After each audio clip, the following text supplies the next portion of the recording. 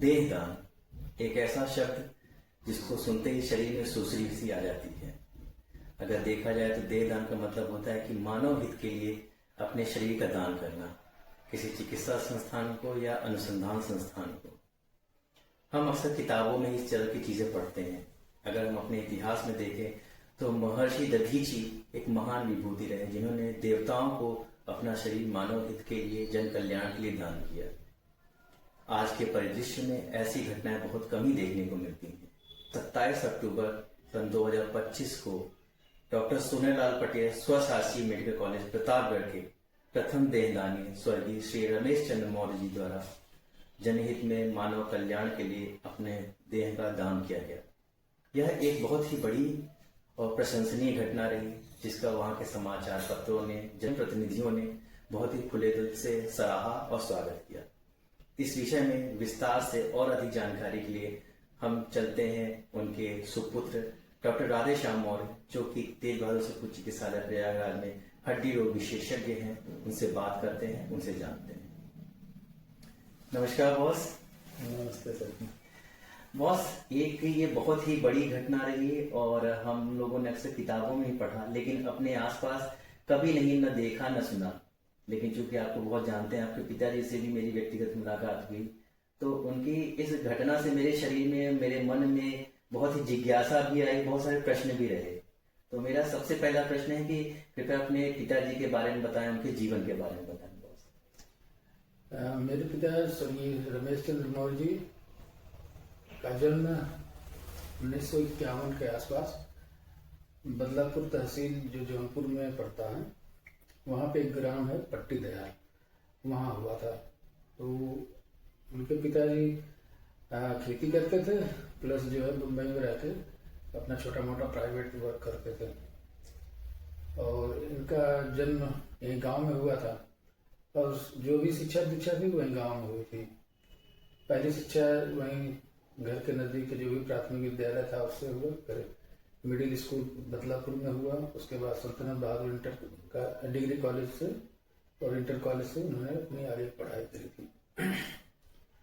फिर जो है हर किसी की जैसे तमन्ना होती है कुछ काम धाम किया जाए, तो शुरुआत में इन्होंने प्रिंटिंग प्रेस में काम किया था, जो कि जौनपुर में एक मौर्य प्रिंटिंग प्रेस थी, उसमें काम करते थे। उसके बाद फिर काम की और तलाश में मुंबई गए। मुंबई में पहले काम उन्होंने रेलवे में खलासी वर्क के तौर पर शुरू किया, क्योंकि वहाँ उस समय परमानेंट जॉब नहीं मिली थी, तो जो भी मिला इन्होंने ज्वाइन कर लिया। फिर उसके बाद समय आया सन 1975 जब इमरजेंसी लागू हुई, और उसके पहले जो है जॉर्ज फर्नांडिस जी के नेतृत्व में रेलवे की सबसे बड़ी हड़ताल जो हुई थी। तो उस हड़ताल में हमारे पिताजी ने भी शामिल किया अपने को, इनको भी बाद में निकाल दिया गया नौकरी से। और ये जब घटना हुई, जब सबको निकाल दिया गया, समय बीता, इमरजेंसी खत्म हुई और जनता पार्टी की सरकार बनी, तो जब नई सरकार आई तो उन्होंने जो भी लोग हड़ताल में किसी भी वजह से शामिल रहे तो सबको पुनः ज्वाइन करवाया, और वहीं से फिर पिताजी की हमारी यात्रा आगे की शुरू हुई। उसके बाद फिर परमानेंट जॉब में आ गए। वहीं से फिर जो विभागीय परीक्षाएं रही उससे धीरे धीरे करके वो आगे बढ़ते रहे और नौकरी चलती रही। अंततः जो है 2011 में जूनियर इंजीनियर के पद से रेलवे के महालक्ष्मी वर्कशॉप से आपको रिटायरमेंट मिला। उसके बाद गांव आ गए। गांव में अपना खेती देखना और पोस्ट रिटायरमेंट जैसे हर कोई रहता है अपना रहते थे, लेकिन इनके बाकी चलता रहा। और पिताजी की जो है धर्म और दर्शन की जो इनकी सोच थी, उसमें तो हिंदू धर्म के जो फिलॉसफी थी उससे बहुत हद तक प्रभावित थे और पूरी जिंदगी मानते भी वही रहे और भगवान श्री के बहुत बड़े आराधक रहे। और इनकी एक इच्छा थी कि जब हम रिटायर होंगे गांव में बहुत बड़ा मंदिर बनवाएंगे शिव जी का, और उन्हीं की पूजा करना, और पूजा करते हुए फिर पोस्ट रिटायरमेंट वही अपना जीवन बिताने का उनका एक तरीके का सोच थी। और जैसा कि आपने बताया कि आपके पिताजी भगवान शिव के उपासक रहे, मंदिर बनाने का भी संकल्प लिया, तो फिर अचानक से जीवन में कैसे परिवर्तन और कैसे शरीर दान करने का उनके मन में संकल्प आया, कैसे विचार आया वो? प्रतापगढ़ में मौर्य सभा प्रतापगढ़ सामाजिक कार्यों में बहुत बढ़ चढ़ के हिस्सा लेती है। और वहाँ के जो अध्यक्ष हैं डॉक्टर श्री मूर्तिलाल मौर्य जी बहुत ही मतलब अच्छे इंसान हैं, और डॉक्टर तो है ही नहीं वो, तो मतलब मौर्य सभा प्रतापगढ़ को लगभग जितने भी मौर्य सभा प्रतापगढ़ के मेंबर्स हैं और जो लोग उससे जुड़े नहीं भी हैं उनके यहाँ तक पहुँचना, और मौर्य सभा प्रतापगढ़ की तरफ से जो भी student high school intermediate pass होता है उसको मौर्य सभा प्रतापगढ़ के आलोक पथ नाम से पत्रिका है उसमें प्रकाशित करना, बच्चों को सम्मानित करना, जो भी मौर्य समाज से बच्चे या कोई भी कुछ भी अचीवमेंट करता है ऐसे लोगों को समाज के सामने ले आना, उनको सम्मानित करना और उनकी उपलब्धियों को बताना, जिससे कि समाज आगे जो है बढ़े। और इधर विगत कई वर्षों से मौर्य सभा प्रतापगढ़ के द्वारा शैक्षिक महोत्सव भी प्रतापगढ़ मनाया जाता है, जिसमें विभिन्न क्षेत्रों के अलग अलग लोग बुला के कौन सा बच्चा किस क्षेत्र में जा सकता है तो उसको अपना चयन करे और उस चीज को बताया जाता है कैसे वो उस फील्ड में आके अचीवमेंट कर सकता है। तो उन्हीं लोगों के संपर्क में पिताजी भी है, और एक दधीची नाम की संस्था है जो कि समाज में लोगों को देहदान के लिए प्रेरित करती है, जिससे समाज में जो मतलब मानव विकास या मानव से कल्याण के संबंध में जो भी वैज्ञानिक सोच है और खास तौर पे चिकित्सकीय जो विज्ञान का बहुत विस्तृत क्षेत्र है उसमें लोगों को ये चीज मतलब देह की जो कमी होती है जिससे कि बच्चे पढ़ते हैं और जो डॉक्टर्स बनते हैं भविष्य के डॉक्टर हैं उनको देह मिले और देह को देखें, उसकी एनाटॉमी फिजियोलॉजी समझें और नए नए जो सर्जरीज होते हैं उस पर कैडवर्स पे करके दिखाई जाती है उसको करके सीखें और समाज को आने वाले समय में लाभान्वित करें। तो उस तरीके से लोग मिलते रहे और वहीं से मौर्य सभा प्रतापगढ़ से प्रेरणा मिली कि वो बुद्धिज्म की तरफ डाइवर्ट हुए और उन्होंने देहदान का संकल्प करीब 10 वर्ष पहले लिया। तो इस तरीके से देहदान की जो संकल्पना थी वो आई उनके उसमें और उन्होंने उस समय तो बहुत जैसा आपने बताया कि आपके पिताजी लगभग 10 वर्ष पूर्व ही मृत्यु से उन्होंने देहदान के लिए कह दिया था। तो इसमें घर वालों की क्या रही, उनका लिए तो बड़ा सहज नहीं रहा होगा ऐसी चीज सुनना, और तो घर वालों का क्या रिएक्शन था? जब ये हमें पता चला तो एक आश्चर्यजनक घटना तो हमारे लिए भी थी, लेकिन चूंकि एक डॉक्टर होने की वजह से पूरी प्रक्रिया जो मेडिकल कॉलेज में सीखने की लेके आज तक जो हम करते आए हैं तो देखता रहा हूँ, तो मुझे बहुत मतलब अचंभित तो नहीं करी, लेकिन एक वो लगा कि हाँ मतलब हमारे घर में ही ऐसा हो जाएगा ये हम सोच नहीं रहे थे। और पिताजी ने जब किया तो अब चूंकि विज्ञान के प्रति उनका जो लगाव रहा और विज्ञान के प्रति जो समर्पण हमने अपने मेडिकल कॉलेज के जीवन में रखा, जैसे जब भी टीचिंग के टाइम में किसी को सब्जेक्ट बनने की जब भी बात होती थी तो कोई तैयार नहीं होता था, तो हम हमेशा उस बात के लिए तैयार है। तो जो एक जैसे बॉडी की सरफेस मार्किंग हो या जैसे अस्कल्टेशन या बीपी चेक करने की जो प्रक्रिया सीखने का था तो उसके लिए हम हमेशा उपलब्ध रहे। तो एक तरीके से लगा कि हम उसी परंपरा को पहले भी निर्वाह कर रहे थे और आज पिताजी के जो देहदान में वो थी संकल्पना, तो हमें लगा कि वो आखिरी परिणति और सर्वोच्चतम जो शिखर है वहां तक पहुंची। तो घर की जो प्रक्रिया है, घर में किसी ने भी विरोध तो नहीं किया, लेकिन हाँ सबके लिए अलग सा चर्चा रहा कि हाँ पिताजी देहदान के लिए ऐसा कर रहे हैं। तो हमने लोगों से कहा कि भाई देखो ये बहुत अच्छी चीज है और अगर वो कर रहे हैं तो हम लोग उनकी बात के लिए सपोर्ट करना चाहिए कि देहदान करें और देहदान उनको अमृत को प्राप्त कराएगा। जब तक लोग रहेंगे और कहीं न कहीं उनका नाम अंकित रहेगा तो लोग जानेंगे कि हाँ किसी ने देहदान किया है। ये तो बहुत अच्छी बात है बॉस। अब अगर घर परिवार से हम निकले तो बाहर समाज में तो और लोग बातें बनाते हैं, तो समाज वालों की तरफ से आप लोगों को कैसा रिएक्शन मिला, उन लोगों की क्या प्रतिक्रिया रही इस बात को सुनकर या जानने के बाद? रिश्तेदारों में तो उस समय तो बहुत ज्यादा लोग पता नहीं थे। जब हम लोगों ने देहदान किया और गांव और जो समाज के लोग थे उनको भी इस बात की बहुत ज्यादा इल्म नहीं था कि वास्तव में उन्होंने ऐसा कुछ किया है। क्योंकि ये चीज हम लोगों ने कभी प्रचारित तो किया नहीं कि आपने जो है देहदान का संकल्प लिया है। लेकिन जिस दिन उनकी डेथ हुई तो प्रोसेस, क्योंकि थोड़ा सा पता था कि इलाहाबाद मेडिकल कॉलेज के लिए उन्होंने दान किया है, तो मेरे परिचित जो है वहाँ पे प्रोफेसर भी हैं इलाहाबाद मेडिकल कॉलेज के एनाटॉमी डिपार्टमेंट में, तो उनसे उन्होंने तुरंत संपर्क किया, क्योंकि अब उनकी आखिरी इच्छा यही थी जिसको हम लोग को पूरा करना था। तो जब लोग जैसे अंतिम यात्रा में शामिल होते हैं किसी की मृत्यु के बाद, वैसे लोग आए तो लोगों को यही कहना था कि कहाँ हम लोग लेके चल रहे हैं, आखिरी दाह संस्कार कहाँ होना है। तब हम लोगों ने लोगों को बताया कि दाह संस्कार की प्रक्रिया नहीं है, देहदान की प्रक्रिया है। और तो फिर मेडिकल कॉलेज से वाहन आया, उसके द्वारा उनको ले जाया गया प्रतापगढ़ मेडिकल कॉलेज, वहाँ हम लोगों ने दान किया। और ये सुन के लोगों को मतलब बहुत ही आश्चर्यजनक लगा, और जैसे विस्मित हो जाते हैं लोग, उस तरीके की उनकी प्रतिक्रिया रही, क्योंकि उनके लिए बहुत नई चीज थी। क्योंकि जो समाज है बहुत ज्यादा इस तरीके से अभी देहदान की प्रक्रिया को फ्रिक्वेंटली नहीं देखता है, और गांव में तो और भी नहीं सुनाई पड़ता लोगों को किसी ने देहदान किया है। तो लोगों को लगा कि बहुत ही अनोखी चीज हो रही है। तो बहुत से लोग ऐसे थे कि जो ऐसे नहीं आए थे कभी, जिनको पता चला तो वो उनके अंतिम दर्शन के लिए सिर्फ इसी वजह से आया कि ये देहदान करने का इन्होंने संकल्प किया और लोग लेके जा रहे हैं देहदान करने। और उनकी मृत्यु के बाद जब देहदान हो गया, और देहदान के बाद जो और परंपराओं के तहत उनके जो शोक सभा आयोजित की गई, श्रद्धांजलि समारोह आयोजित किया गया, तो उसमें बहुत से ऐसे लोग आए जिनको हम लोगों ने आमंत्रित भी नहीं किया था, लेकिन सिर्फ इस बात के लिए कि उनको एक मतलब इम्पैथी थी, और वो आए और उनको श्रद्धांजलि देने के लिए सिर्फ आए कि हाँ उन्होंने समाज और देश के लिए इतना बड़ा दान किया है, तो हम उनके अंतिम दर्शन तो नहीं कर पाए, तो चित्र से ही दर्शन करके उनको अपनी श्रद्धांजलि दें और कृतज्ञता जाहिर करें। संदेह ये बहुत ही अच्छा सराहनीय कदम रहा, और समाज इस चीज को समझ रहा था।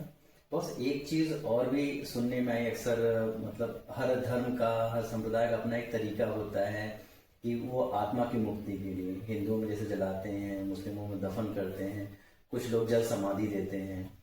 तो कैसे आत्मा को कैसे मुक्ति मिलेगी? शरीर तो हमारा यही है अभी, और उस आत्मा की मुक्ति के लिए क्या उपाय, क्या आपकी सोच रही, कैसे वो क्या होगा? 1994 में मेरा एडमिशन BAMS के लिए हुआ था, तो वहाँ जीवन और मृत्यु के संदर्भ में जब भी जो आयुर्वेद की डेफिनेशन थी, उसमें ये बताया गया कि जीवन क्या है, आत्मा और शरीर का एकाकार रहना ही जीवन है। और मृत्यु के संबंध में बताया गया कि जब आत्मा शरीर को छोड़ के निकल जाती है तो मृत्यु हो जाती है। तो जहां तक अगर इस दृष्टिकोण से मैं सोचता हूँ, तो मुझे लगता है कि आत्मा ने जब शरीर को छोड़ दिया तो शरीर ने उसको मुक्त कर दिया आत्मा को। अब ये आत्मा कहाँ जाएगी? ये आत्मा मुक्त है। मैं तो इसी तरीके से देखता हूँ कि शरीर से आत्मा को मुक्ति मिल गई। और जो समाज में मुक्ति का एक कॉन्सेप्ट है, जो मुझे जहाँ तक आध्यात्म का जो मेरा लगाव रहा है, उससे जो मैं जानकारी हासिल किया हूँ, मुक्ति का जो वैचारिकी है उसमें जन्म और पुनर्जन्म की जो एक संकल्पना है, उसमें जो भी आत्मा होती है मृत्यु के बाद वो जाती है और किसी न किसी फिर नए जीव में वो प्रवेश करती है और फिर से पुनर्जन्म होता है। तो जो मुक्ति की अवधारणा है उसमें ये संकल्पना है कि जो अच्छा काम करे अपने जीवन में, जो मतलब धर्म की रीत के हिसाब से चले, तो उसको अंततः आवागमन की यह जो चक्र है, जन्म और पुनर्जन्म, इस चक्र से मुक्ति मिल जाती है। तो उसी को मुक्ति का संकल्पना है। अब मुक्ति कैसे मिलती है? तो न तो कोई मृत्यु के बाद लौट के आता है बताता है कि हाँ हम मुक्त हो गए, अन्य तो आत्मा से किसी का साक्षात्कार होता है। तो इस संबंध में तो यही कह सकता हूँ कि इंसान अपने को अमृत की प्राप्ति की जो धारणा है उसमें ये कर सकता है कि अपने कर्मों को इस तरीके से संचालित करे और अपने हाई एंड तक ले जाए कि उसके जो किए कर्म हैं धरती पे रहे, लोग उसको हमेशा याद करें। जीवन का विस्तार कितने वर्षों का है ये ज्यादा महत्वपूर्ण नहीं है। महत्वपूर्ण यह है कि वो अपने छोटे से भी जीवन में उसने कितनी अच्छे काम किए हैं जिसको कि आने वाला वक्त हमेशा याद रखेगा। तो ये अमृत के एक तरीका है। बाकी अमृत तो आई थिंक कहीं है नहीं, अमृत तो किसी को मिलता है। लोग कर्म ही है जो को उसको अमृत की अवधारणा पे खरे उतारते हैं, और अमर ऐसे ही कि इंसान को अपने कराया जा सकता है। कुछ सही बात कि आपने जो कहा है कि बॉस, हमारे जो दर्शक होंगे जो देख रहे होंगे आपकी इस वीडियो को, उसमें से कई लोगों के मन में जिज्ञासा भी होगी कि यदि वो देह दान करना चाहें तो किस प्रकार और क्या प्रक्रिया रहेगी उसकी। कृपया इसके बारे में विस्तार से बताएं। जी,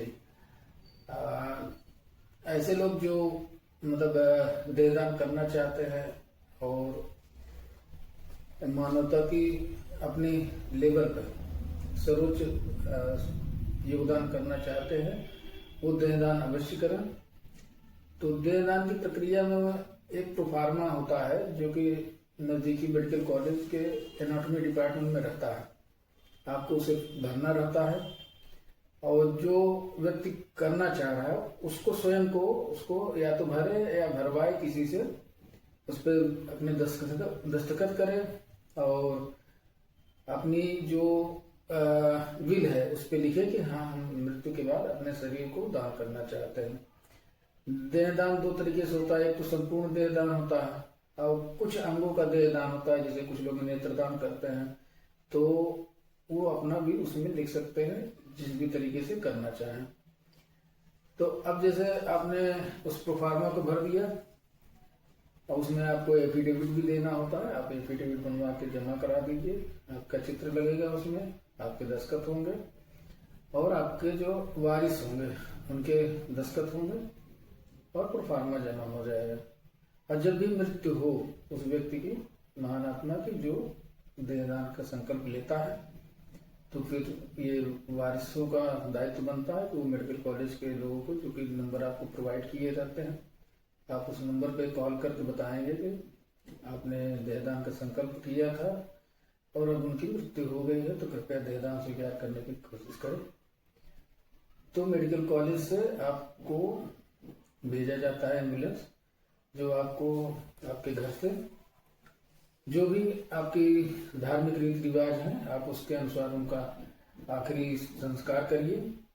उसके बाद वो आपको मेडिकल कॉलेज लेके आएंगे, और मेडिकल कॉलेज में आने पर जिसकी भी धार्मिक मान्यताएं जो भी है उसके रीति रिवाज के हिसाब से वहाँ भी उनकी जो एक प्रक्रिया होती है। जैसे आप शमशान घाट पे जाएं तो वहाँ जो अग्नि समर्पित करने की जो प्रक्रिया होती है, उसी तरीके से वहाँ पे पूरा विधि विधान से मेडिकल कॉलेज में आपको मतलब आपकी अंतिम जो दर्शन के लिए जैसे लोग आते हैं आपके दर्शन कराए जाएंगे, फूल माला दी जाएगी, आपको अगरबत्ती और जो भी धूप बत्ती वगैरह सा है उसके स्वागत करते हैं मेडिकल कॉलेज वाले खुद।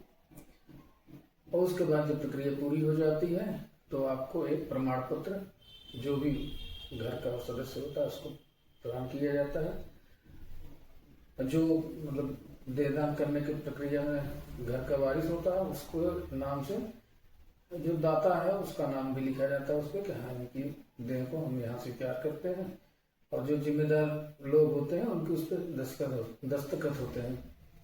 देहदान के लिए हर मेडिकल कॉलेज जो एनाटॉमी डिपार्टमेंट है वहाँ एक सोसाइटी बनी हुई है और उसका रजिस्ट्रेशन भी होता है। सोसाइटी रजिस्ट्रेशन के जो नियम है गवर्नमेंट ऑफ इंडिया के उसके तहत, और उसी के तहत होता है। क्योंकि ये कानूनी प्रक्रिया है तो जितने भी वारिस होते हैं सभी का एक मत से होकर उसको स्वीकार करना जरूरी होता है। अगर वारिस में कोई भी संकल्प को स्वीकार नहीं करेगा तो देहदान स्वीकार नहीं हो पाता है। तो इसलिए जो देहदाता है उनको इस चीज को पता होना चाहिए, और साथ में उनके जो वारिस हैं जो उनके सक्सेसर हैं उनको इस बात की जानकारी रहे तो बेहतर है, तो जिससे उनके मन का कोई भी भ्रम हो तो वो अपना उनके जीवन काल में दूर कर सकें, जिससे कि वो जो देहदान का संकल्प जो व्यक्ति कर रहा है उसकी इच्छा को पूरी करें। और हम तो यही कहेंगे कि लोगों को पूरी करनी चाहिए, क्योंकि यही एक आखिरी इच्छा बची होती है उस व्यक्ति विशेष के मरने के बाद, जो आप उसके लिए कर सकते हैं। बाकी जब तक व्यक्ति जीवित है आप उसके लिए जो भी कर सकते हैं, उसके खाने पीने रहने, उसकी सेवा शुश्रूषा में जो भी आप काम कर सकते हैं उसको करिए। और आखिरी संकल्प अगर उसने ये किया है तो उसकी इस इच्छा का सम्मान करते हुए उसके जो सर्वोच्चतम दान है उसमें सहयोग करें, जिससे कि आने वाला भविष्य जो चिकित्सा के क्षेत्र में आएंगे लोग वो उसको उनके शरीर से सीखें और करके समाज को पुनः उनके शरीर के माध्यम से जो उनको मिला है वापस करें। और एक परंपरा जो दान की है वो सिर्फ दान नहीं रह जाएगा कि, लेकिन ये साथ में विद्या दान भी होगा और समाज को मतलब प्रोत्साहित करेगा कि समाज वास्तव में कैसे ग्रोथ कर सकता है, सहिष्णु हो सकता है और अपने समाज के लिए अपना सर्वोत्तम योगदान कर सकता है। बहुत अच्छा बॉस। और चूंकि इस वीडियो में इस प्रकार के प्रश्नों का जवाब देना आपके लिए सहज नहीं रहा होगा, मुश्किल रहा होगा, और आपके ये जो जवाब थे न सिर्फ सवालों के जवाब थे बल्कि कई लोगों के मन में जो जिज्ञासाएं रही होंगी उसको भी शांत किया होगा, और जो आगे देहदान करना चाहते हैं उनका भी मार्गदर्शन किया होगा। पिताजी के जो संकल्प था उसको समाज तक आगे ले जाने के लिए मुझे अवसर दिया, और पिताजी का यह कार्य उनको अमृत की प्राप्ति कराएगा ऐसा मेरा सोचना है। और मैं ये उम्मीद करता हूँ कि चूंकि प्रतापगढ़ मेडिकल कॉलेज का एक प्रथम देहदान था, तो एक छोटी सी इच्छा है कि अगर इसको चिर स्थायित्व मिल जाए, वहाँ के डिस्ट्रिक्शन हॉल का नाम स्वर्गीय पिताजी के नाम से हो जाए तो हम लोग बड़ी खुशी होगी। बिल्कुल, बहुत और अवश्य होना भी चाहिए। Thank you.